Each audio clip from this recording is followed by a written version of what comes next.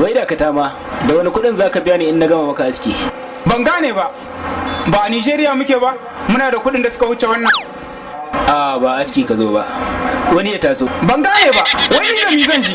Na je sayan shinkafa an ce mun sabon kudi, na je can, na zo nan wajen aski ma sabon kudi. An daina amfani da wannan. To duk abin da za a yi, wannan askin da ka fara mun sai ka da samu, in ba haka ba ko kuma ka ga bala'i. Ba zai yiwu ba. Dan Allah da annabi ka taimaka min, dan Allah da annabi. Wallahi babanmu ya ce na je da su nan gida, na rantsa da Allah ya ce ba zan kwana a gida ba. Ni fa ba da samun yan hizba, ai mun aski kawai. Banki kawai za ku tafi, mu da mun daina amfani da tsohon kuɗi. Kar ku tashi hankalinku, ai wannan ba wani abin tashin hankali bane ba. Kun manta da cewa akwai hanyoyi da dama da zamu isarwa da gwamnatin mu da muke kawai ina muke da hanyar da zamu ga gwamnati. Na farko dai idan ba ku manta ba akwai kafafen sada zumunta da dama, akwai Facebook, akwai Twitter, akwai Instagram da dai sauransu. Zamu iya zuwa mu rubuta korafin mu tura kuma shikenan. Ina zuwa ban gama ba.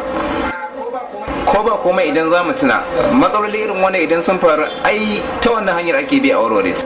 Sai mu je mu rubuta a takaice gwamnati muna buƙatar ki dan ƙara mana lokaci kudaden da suke hannunmu mu samu mu batar da su. Ni ma askin na zo in ka gama mai sai ka mu. Zan iya baka wannan kudin da gida kan Allah